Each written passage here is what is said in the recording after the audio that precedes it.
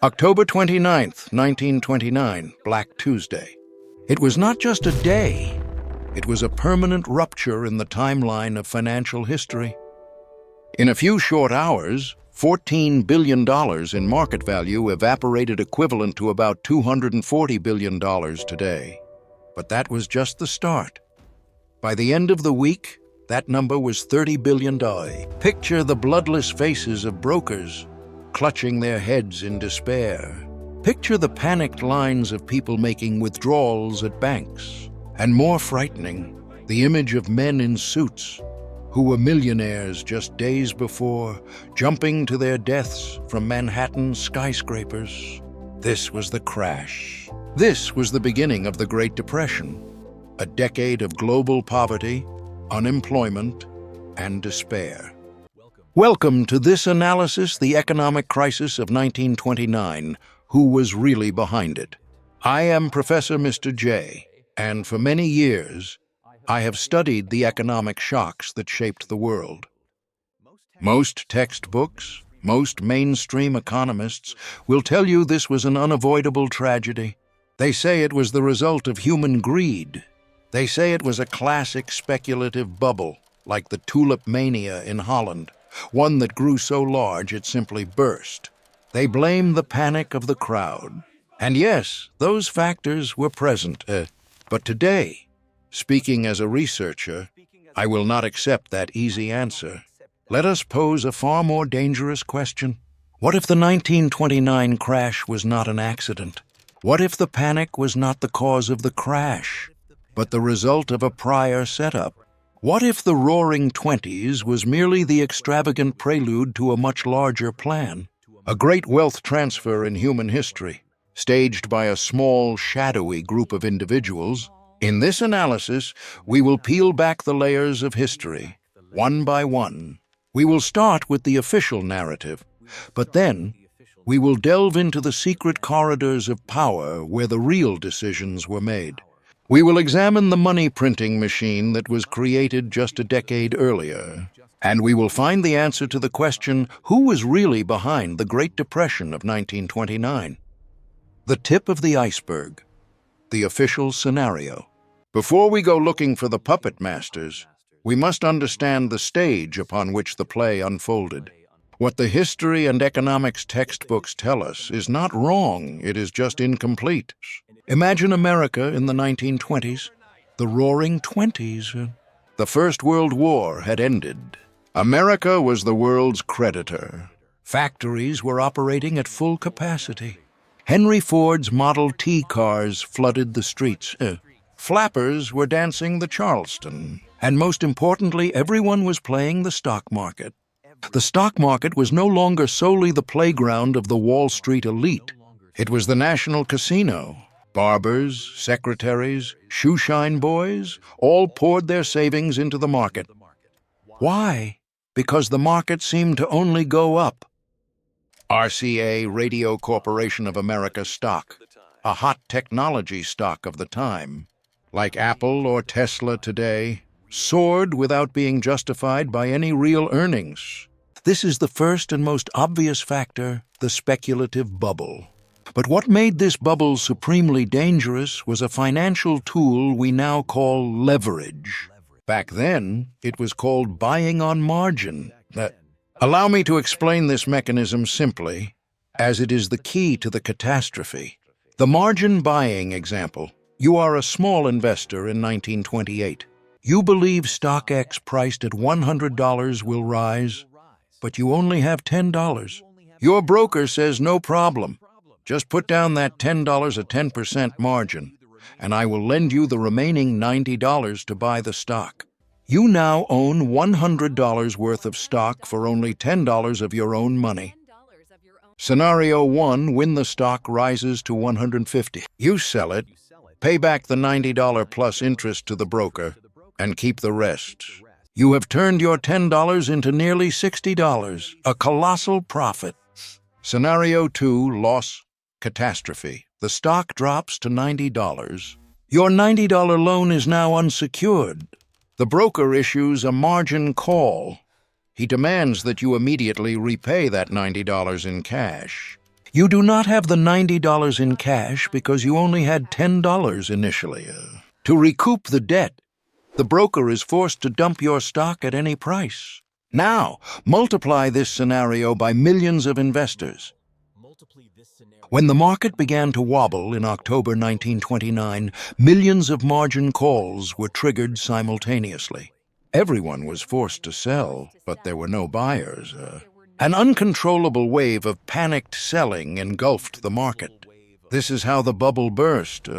Parallel to the frenzy on Wall Street, the real economy was also experiencing problems. Factories produced too many cars, refrigerators, and radios more than people could afford to buy. Inventory piled up. More severe was the agricultural sector. During World War I, American farmers took on massive debt to expand production, supplying food to Europe. When the war ended, European agriculture recovered, and global agricultural prices collapsed. American farmers went bankrupt en masse throughout the 1920s, long before Wall Street crashed. This is the official picture, an economy excessively inflated by cheap credit, overproduction, and blind greed. The crash was only a matter of time. But who was providing that cheap credit? Who was holding the spigot? This brings us to the main suspect in the official narrative, the Federal Reserve Fed. The Fed, the Central Bank of the United States, established in 1913, has two primary mandates: price stability and maximizing employment. They do this by controlling interest rates and the money supply. In the early 1920s, the Fed, under Governor Benjamin Strong, kept interest rates relatively low, fueling the credit party. But when they saw the market overheating, what did they do? In 1928 and 1929, the Fed did the opposite. They began to tighten. They raised the discount rate, the interest rate at which the Fed lends to commercial banks. This move made loans more expensive. It sucked money out of the system. In other words, the Fed pulled the credit rug out from under the feet of investors buying on margin.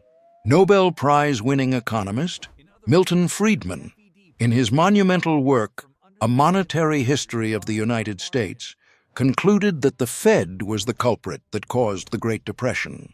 He argued that they committed a disastrous policy error. When the market panicked, the Fed should have pumped money in eased policy to save the banks. But instead, they sucked money out, tightened policy, causing thousands of banks to fail and turning a normal recession into a Great Depression. According to Friedman, it was incompetence on a historical scale. Milton Friedman said they were incompetent, but the heads of the Fed at that time, Benjamin Strong, Paul Warburg, Eugene Meyer, they were not fools. They were the most sophisticated bankers on the planet. They were the very people who designed this system. A highly critical question arises: is there a possibility that they knew exactly what they were doing? Could the tightening of monetary policy right at the peak of the bubble not have been an act of incompetence, but a deliberate act? If you want to create a collapse, you would do exactly this: inflate the market with cheap money. And then, when everyone is deeply in debt, you abruptly cut off the money supply. The official narrative stops at the Fed's incompetence. But I believe things are not that simple. A highly sophisticated plan must certainly lie behind this great crisis.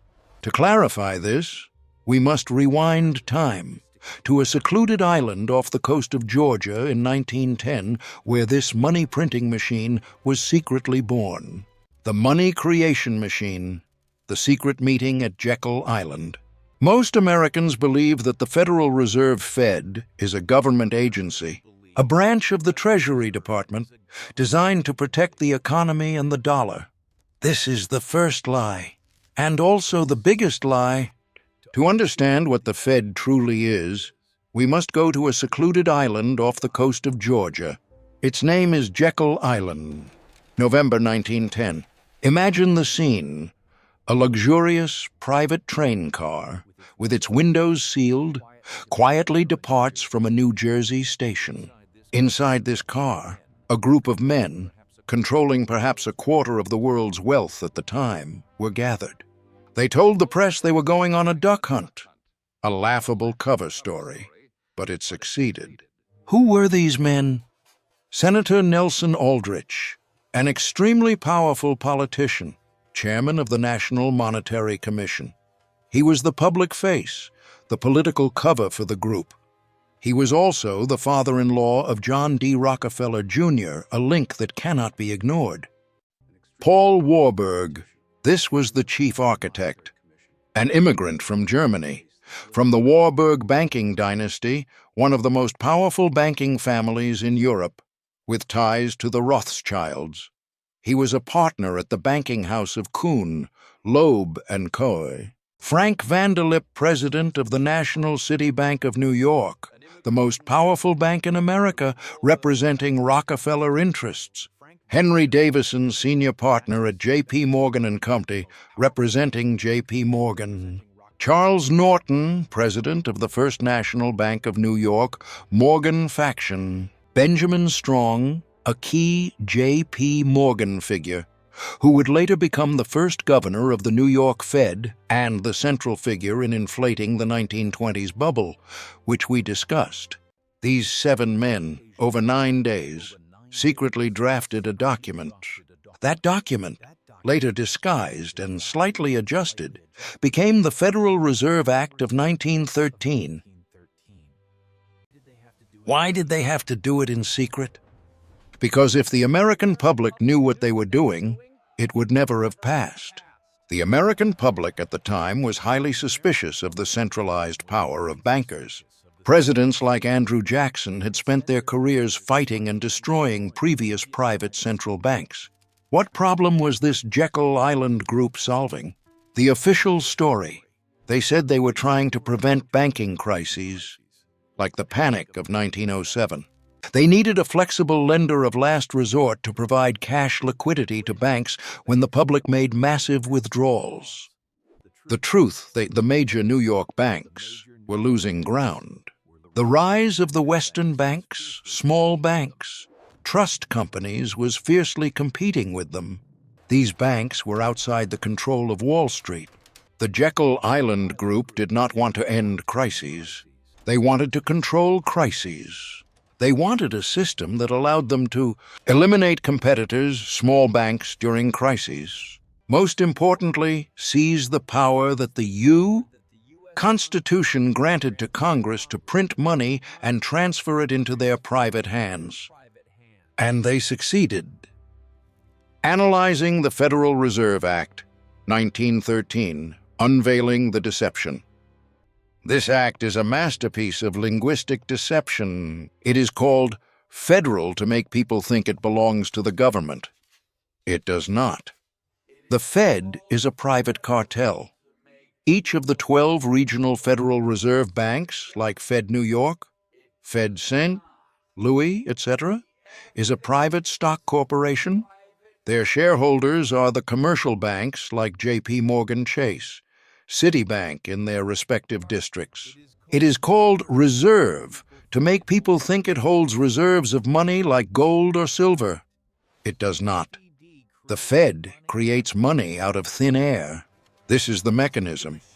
This is the machine that we need to understand clearly, because this machine was the weapon used in the 1929 crash. So, how does that machine work? Before 1913, the dollar was backed by gold or silver. The government had to have gold to print a dollar. After 1913, the system changed. Our currency is no longer money. It is credit or debt. Here is the process.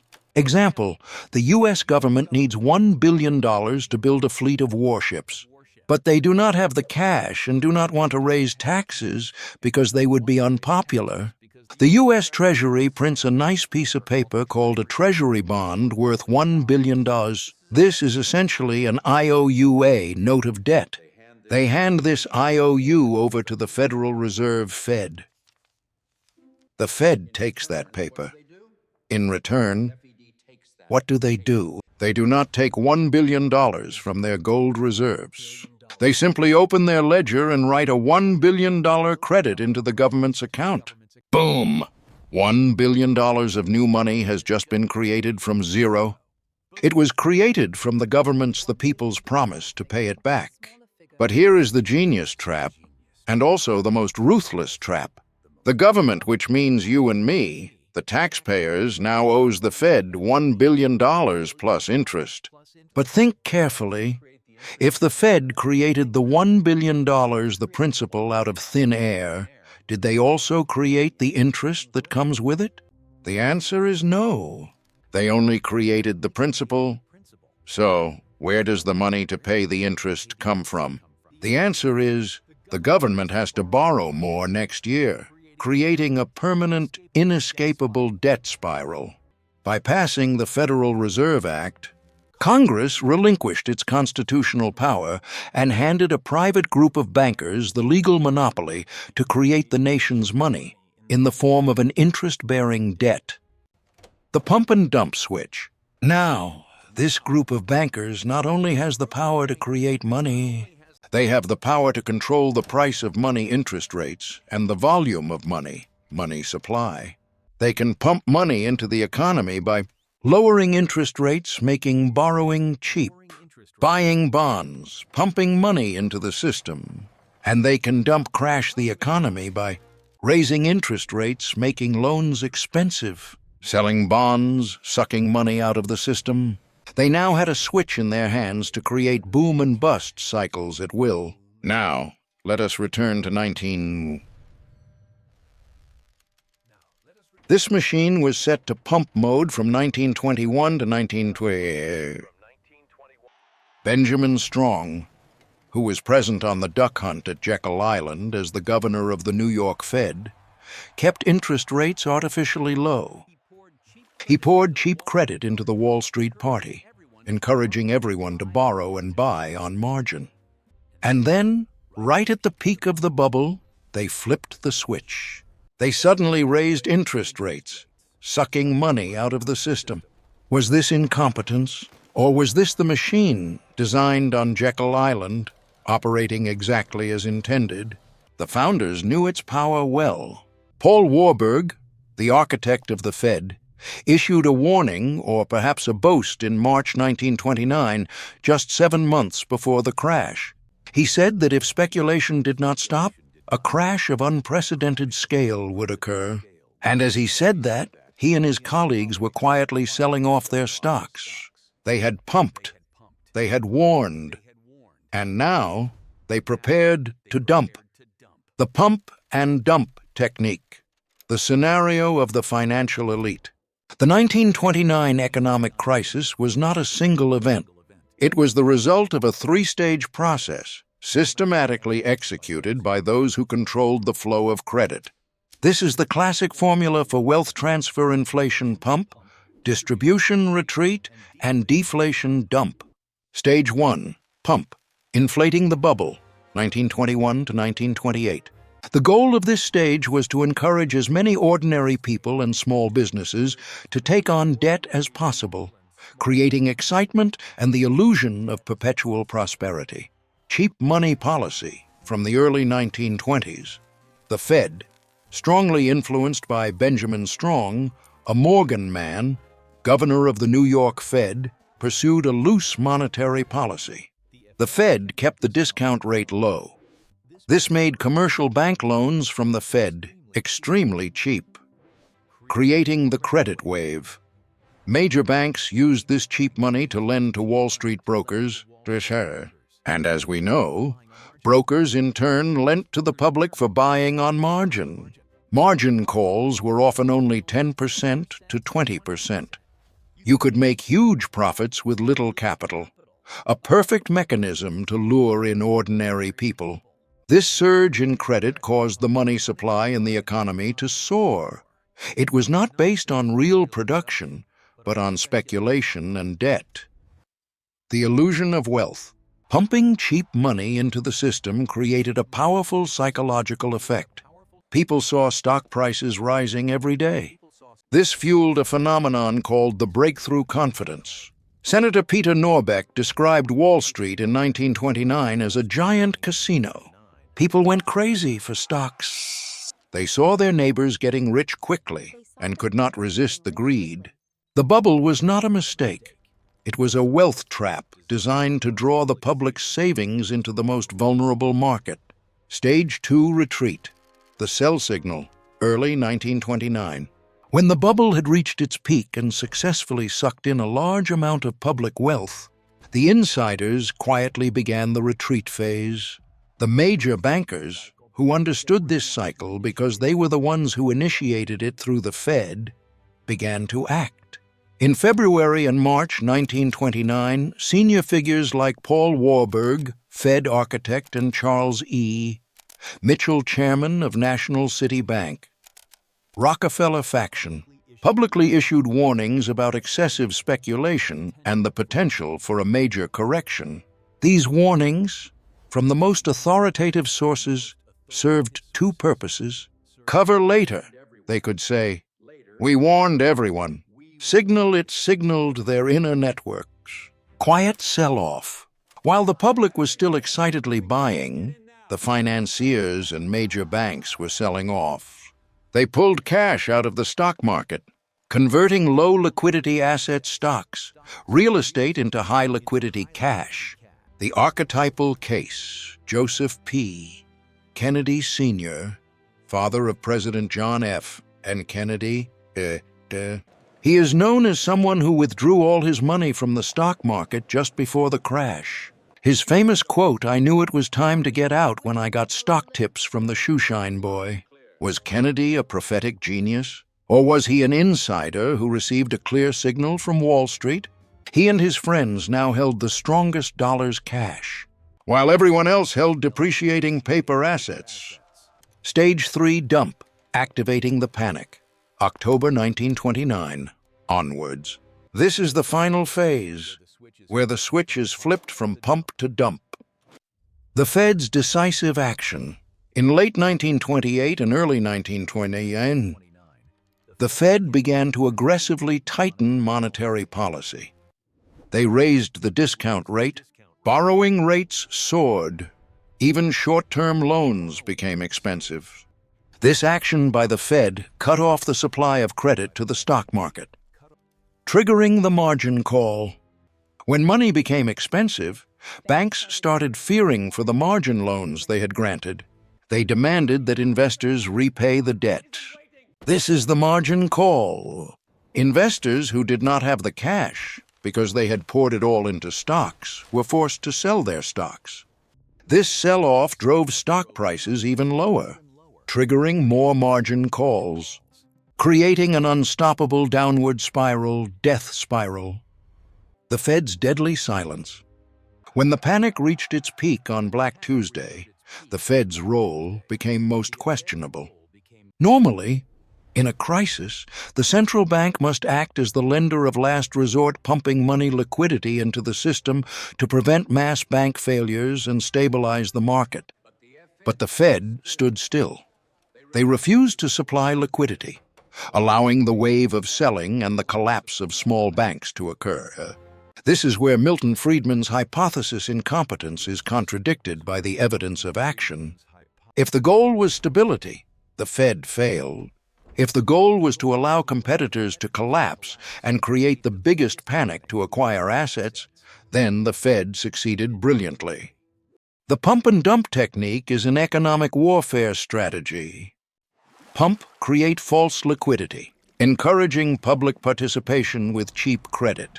Retreat, withdraw cash and capital from the system before the crash. Dump, cut the supply of money and credit, turning a correction into a full-scale collapse. The ultimate goal, acquiring assets at fire sale prices.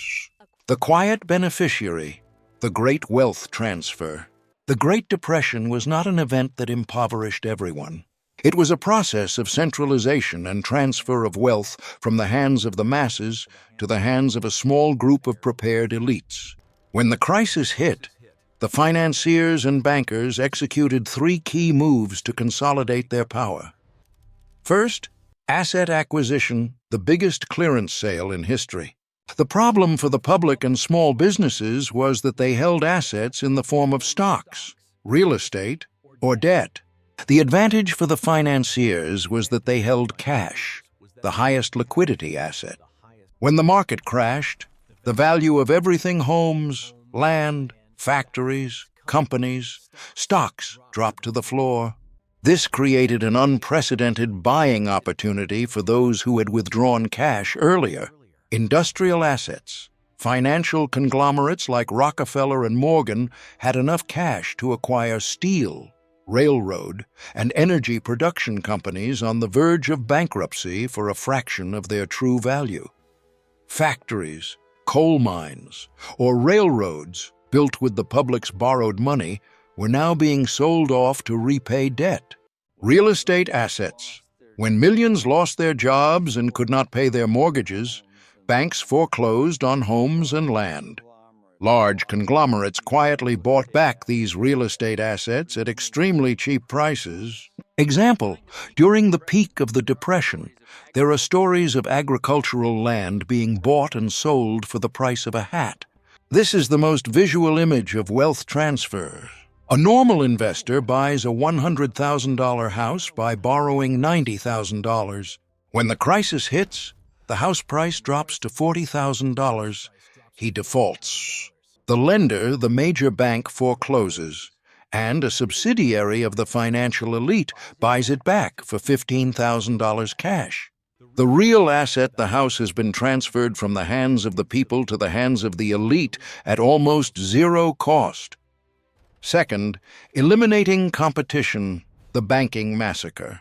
A primary goal of the major bankers in establishing the Fed was to eliminate competitors. The Great Depression was the perfect opportunity. Small bank failures. From 1929 to 1933, more than 9,000 small, independent banks across the U.S. failed and permanently closed. These banks were often community banks, outside the direct control of Wall Street. The Fed's silence. When small banks faced massive waves of withdrawals, the Fed should have supplied liquidity to save them. But as we saw, the Fed remained silent. Power consolidation.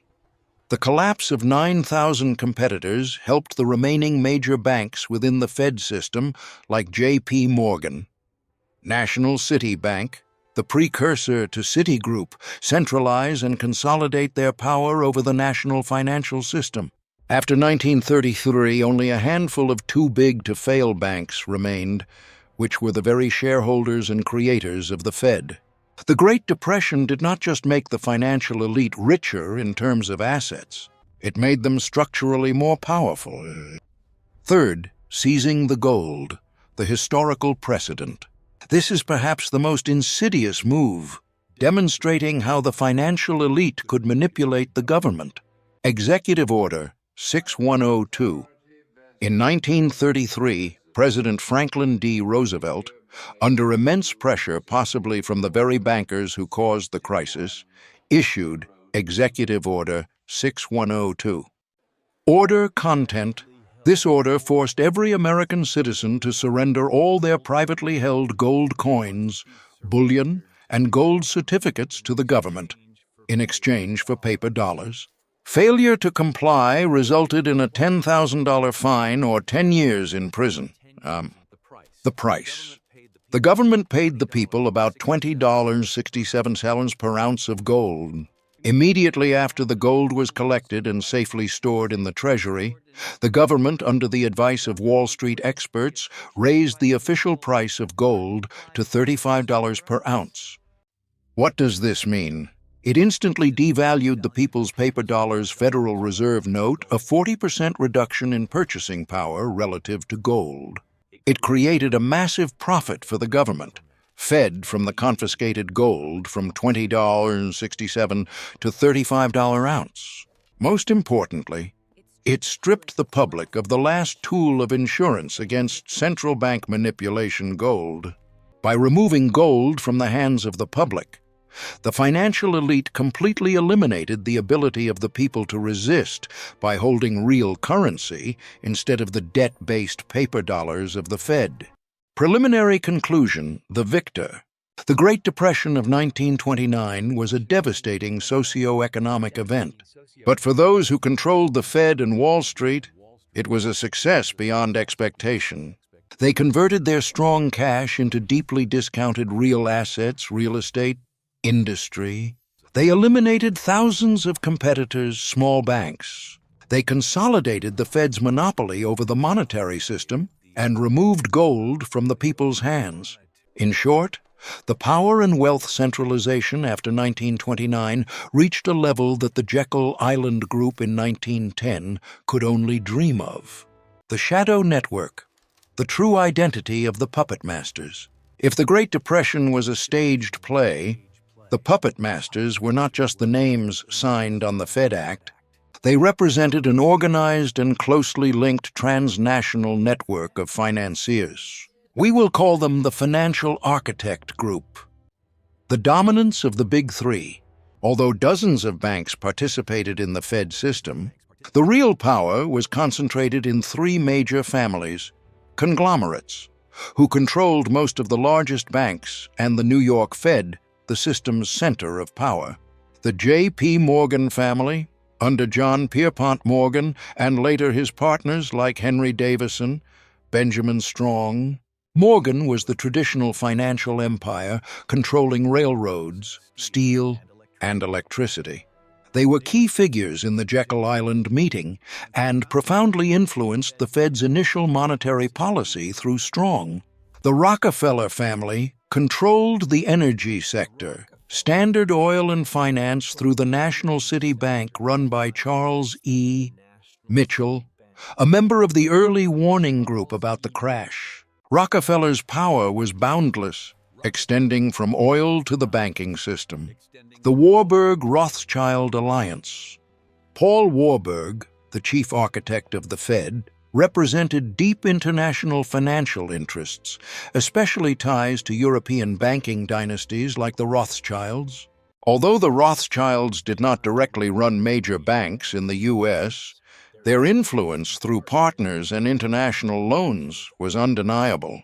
They provided the organizational experience for central banks based on the European model. These conglomerates were not individual entities. They were connected through interlocking directorates. Members of the Morgan board also sat on the boards of Rockefeller-owned companies, and vice versa. They formed a unified elite group, operating not just for profit, but for the goal of centralizing economic power. The International Manipulator, the Bank for International Settlements, BIS. To better understand the scale of the manipulation, we need to look beyond the U.S. The Great Depression was not confined to America. Immediately after the Great Depression began to consolidate the power of the American financiers, another international organization was established in 1930.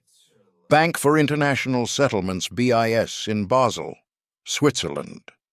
Official purpose: to facilitate Germany's war reparations payments. True purpose: the BIS was founded by central banks and major commercial banks, including J.P. Morgan, Rockefeller interests, and the Nazi Germany's Reichsbank with the role of the central bank of central banks. This is an organization exempt from most national laws and is the secret meeting place for the world's central bank governors. The BIS was created right after 1929 as a mechanism to coordinate global monetary policy among financiers and central banks.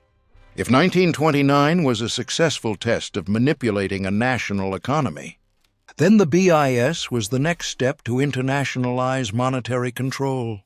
It created a new, supranational level of financial power, transcending the control of any elected government. How frightening are the individuals behind the American financial system?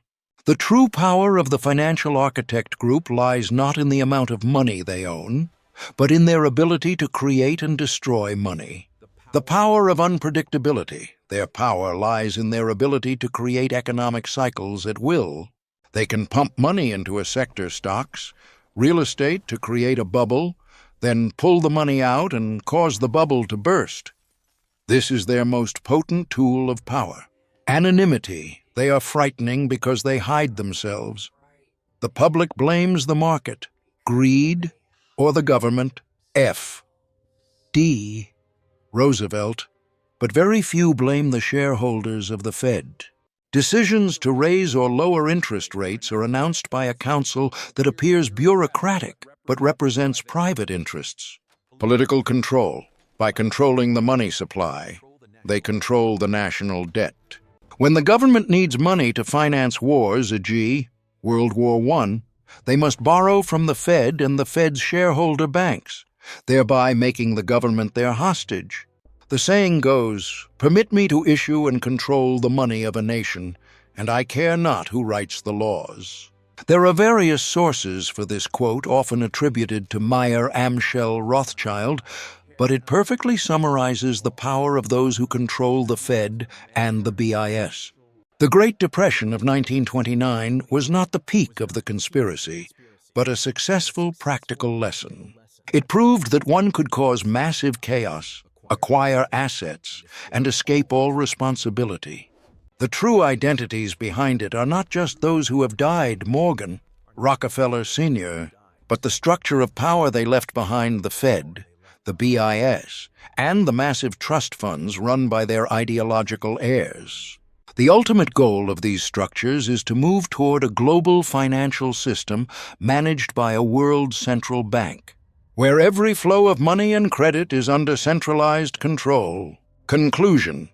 The legacy of 1929 and the repeating shadows. We have journeyed through the roaring 20s, witnessed the birth of the money control machine, and analyzed the ruthless pump-and-dump formula that led to the 1929 crisis. Finally, we have named the financial architects who benefited from the chaos. Would you like me to translate other historical or financial analyses for you? Conclusion. The expensive lesson. The Great Depression, 1929, was not a failure of the free market, but a staged success of the private central banking system, the Fed. The root cause was not public greed, but the Fed's ability to create limitless cheap credit. The bubble was deliberately inflated by lowering interest rates and loosening credit. The collapse was a calculated act, executed by abruptly cutting off the credit supply and allowing thousands of small banks to fail. The beneficiaries were the financial architect group Morgan, Rockefeller, Warburg, the European Alliance, who acquired national assets at fire sale prices and consolidated their centralized power over the international financial system through the BIS. The main legacy of 1929, it legalized and entrenched the power of the bankers, while significantly weakening the economic self-defense capability of ordinary citizens. The legacy of intent, new names, old scripts. Ironically, the solutions implemented to prevent a crisis like 1929 only served to further consolidate the power of the very entities that caused it. The birth of the FDIC, Federal Deposit Insurance Corporation. After 1933, the FDIC was established to restore confidence in the banking system. This made people believe their money was safe in the bank, but it made them less concerned about whether their bank was taking risky investments, the problem of moral hazard. Strengthening the Fed's power, the Fed was accused of incompetence. As a result, instead of dissolving it, the government granted the Fed even more power to manage the economy. Abolishing the gold standard. The gold confiscation and the subsequent complete removal of the dollar's link to gold in 1971 gave the Fed absolute power to print unlimited money unconstrained by any real asset. This paved the way for much larger asset bubbles. Repeating shadows, the future script. The pump-and-dump script is not unique to 1929. It is the financier's fundamental tool for upward wealth redistribution. 1990s dot-com bubble. The Fed pumped money into technology, then pulled it out. 2008 global financial crisis. The Fed kept interest rates low for many years, creating a real estate bubble with subprime mortgages. When the bubble burst, The major banks, who are the Fed's shareholders, were bailed out with taxpayer money, while millions of citizens lost their homes. Comparison with 1929. In 2008, the major banks were rescued instead of being left to collapse like the small banks in 1929. But the result was still the centralization of power and wealth into the hands of those at the top of the system. This time, they did not even have to buy assets cheaply, as they received bailouts to keep them. The money control machine, the Fed, is still operating. The current global volume of debt, both public and private, is much larger than it was in 1929. Is a new Black Tuesday awaiting? Almost certainly. It is only a matter of time and place where the financial elite will decide to press the dump button next. Who will be the puppet master this time? It is not a single personal identity, but the network of supranational organizations and giant investment funds operating through the Fed and the BIS. They are the ones who benefit from inflation because they can borrow cheap money and buy assets before prices rise. And also the ones who benefit from deflation recession because they have cash to buy distressed assets. What is the ultimate goal? The likely possibility is a shift to a global monetary system change, perhaps central bank digital currency, CBDC, where every transaction and every flow of money will be completely controlled by this elite group.